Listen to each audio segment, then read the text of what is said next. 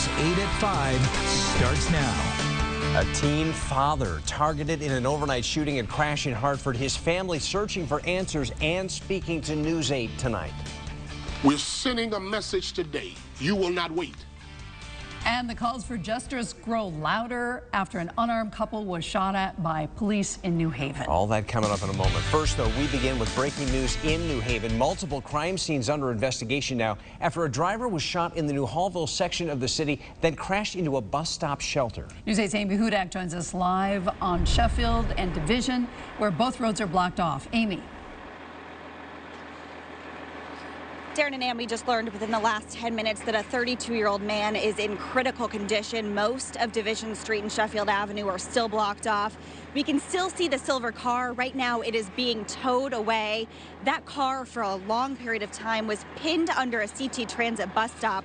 You can actually see all of the shattered glass on Division Street.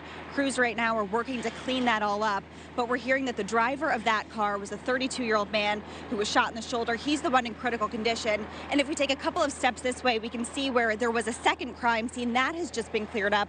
There is a blue Dodge Durango, and on the passenger side of that door is blood just smeared all over the door. There's also a third crime scene just past that where those shots were allegedly fired. That's what witnesses are telling us. A home is surrounded by crime scene tape right now, and police are saying they do not know if anybody is in custody at this point, and they do not know who they're looking for. But neighbors say essentially a man was shot while driving a car. He then continued down Sheffield Avenue, tried to turn onto Division Street, and didn't make the turn. That's when he crashed into the CT Transit bus stop. A passenger got out of the car and started running down the street, chasing that blue Dodge Durango. Neighbors say that person was pounding on the window saying, let me in, you need to call 911. Neighbors picked up the phone and called 911. Here's what a few of them had to say to us. A loud gunshot. We came running out. We saw the silver car go up onto the sidewalk, crash into the bus stop there and into the tree. Somebody got out of the car, gentleman got out of the car, came running across the street, yelling, and then another vehicle came up.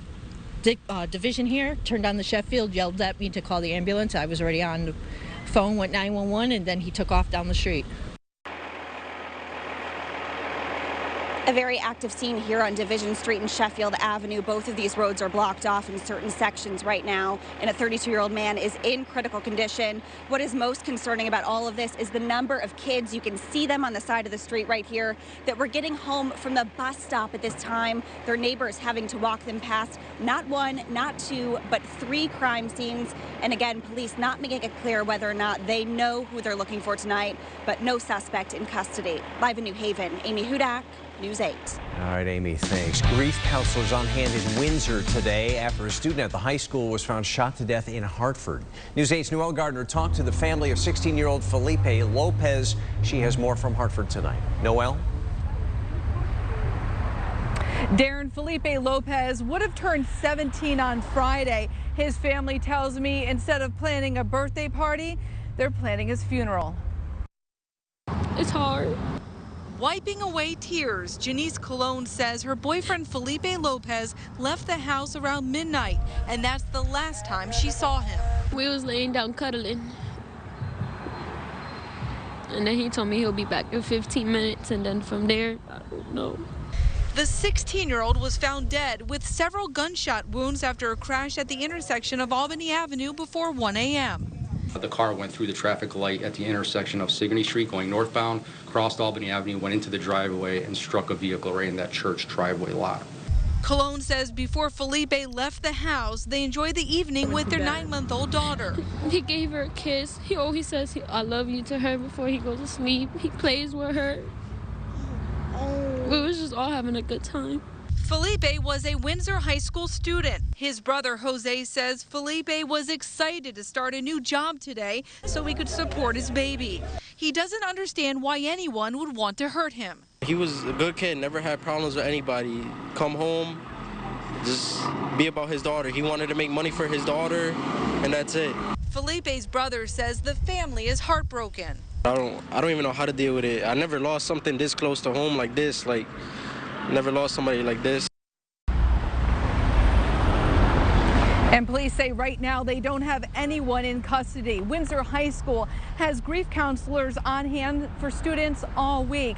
And tonight at 8 o'clock, there will be a vigil here with family and friends. And coming up tonight at 6, we hear more from Felipe's brother and one of his best friends. I'm live tonight in Hartford. Noel Gardner, News 8.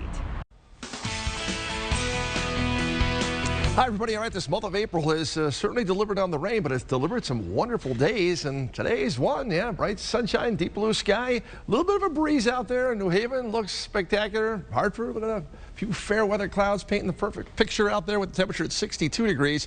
Northwest breeze has been there today at about 10 to 20 miles per hour. Temperatures in the hilltops today. Look at this. Norfolk up at 54 degrees, Colebrook at 56, Summers at 59. So higher elevations have been cooler today. The valley and the shore, 60s, sensational. And, well, we've got rain. And it's poised to move on back in here as we head for Friday. So we're going to try and squeeze out one more good day tomorrow with probably more clouds that'll mix in with the sunshine. Temperatures back through the 50s, even some 40s later on this evening, and a few 30s show up into early tomorrow. Sunshine tomorrow morning, a few clouds in the afternoon. Temperature back up into the 60-degree range at the shore, in the 60s inland. We'll talk about the rain on Friday and the weekend, too, in the 8-day forecast coming up. All right, Joe, there are growing demands for 2 officers involved in last week's police shooting of an unarmed couple in New Haven to be fired. Faith leaders from around the region making their demands clear during a news conference today. News 8's Mario Boone was there, and Mario, they want these officers gone now, right? Correct, Darren, and they say there is enough information already known to immediately fire these 2 officers, and they laid out nearly a dozen reasons why what happened right here in front of this business should get them off the force. Hands up, don't shoot. A familiar refrain now shouted by clergy leaders in New Haven. Justice for Paul Weatherspoon. More than a dozen preachers facing cameras Wednesday. We're sending a message today. You will not wait. To make stern demands of police leaders of Hamden and Yale University. They must go today. The Reverend Boise Kimber laying out 10 ways he says Hamden officer Devin Eaton and Yale officer Terrence Pollock allegedly violated policy, including not activating their body cameras and flashing blue lights when they shot at unarmed couple Paul Witherspoon and Stephanie Washington, striking her at least once. It could have been any of our children. The most glaring example Kimber raised. Here is a man with his hands in the air. He did exactly what they asked him to do and was fired upon. The preachers threatening more protests if leaders don't act now. We do not need to wait until the state attorney, Patrick Griffin, finish his investigation. They have violated every protocol of their department. Finally, they closed the news conference with praise dripping from their lips. We praise God that these 2 individuals were not killed. That's what we do. And just in a response from Hamden Mayor Kurt Lang saying, quote, "It is crucial that we not interfere with the possible criminal investigation. Once it is completed, we will take immediate appropriate action." We have not heard back from Yale. Now, next at 6, clergy leaders demanding the caller to 911 also be fired. That is the person who reported Paul Witherspoon was carrying a gun during this supposed attempted armed robbery. Again, that part of the story next at 6. We are live in New Haven. I'm Mario Boone, News 8. The families of the victims in both officer-involved shootings in New Haven and Wethersfield are coming together to help each other. Relatives of Paul Witherspoon, who was fired at by Hamden and Yale officers last week, have made a donation now to the family of 18-year-old Anthony Cruz. Cruz was shot by Wethersfield police over the weekend after officers say he drove at them in a stolen car. Cruz died 3 days later. Witherspoon's uncle, Rodney Williams, told only our Mario Boone about that show of support. Well, the Connecticut conference of the NAACP wants the Justice Department to investigate both of those police-involved shootings in Connecticut. They are also calling on the Wethersfield Police Department and Hartford State's Attorney's Office to immediately release all dash cam footage from this weekend shooting. News 8 will have a lot more on these recent police-involved shootings coming up tonight on News 8 at 6. New London police sending out a warning as they investigate an online car deal that turned into a crime. Police tell News 8 two Willimantic men came to New London and bought an older Honda from a man on Orchard Street. When the car didn't work, they then met the man over on Central Street where they were robbed. The chief says it may have been a setup all along. They weren't unable to start the car, and they called the person back, and they waited for about an hour, and the person told them to go to another location. So they went to the other location, and they were robbed of the sale of title for the car, the bill of sale, and their money and personal effects.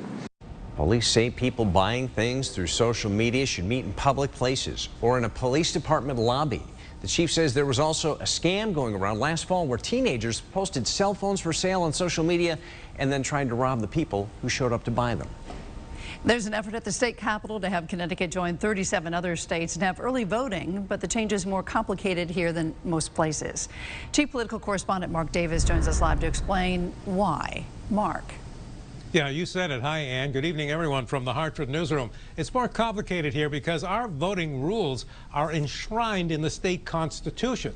So if you want to change them, you have to amend the state constitution, and it's a complicated process. Right now, if you want to vote early in Connecticut, you only have one alternative. You go to your city or town clerk, tell them you're going to be out of town on Election Day, fill out an absentee ballot. The proposed amendment would allow people to vote up to 3 days prior to Election Day at Town Hall with no excuse needed.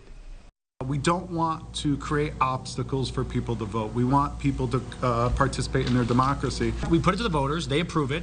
My guess is you'll have early voting as soon as 2021 in the fall or 2022 in the fall. Well, he's kind of optimistic. This amendment would have to be approved by voters in a statewide election. In order to get on the next year's ballot, it has to be passed now by both the House and Senate by a supermajority. And the Speaker of the House told us today that this was going to come up in the House of Representatives today. It hasn't come up yet.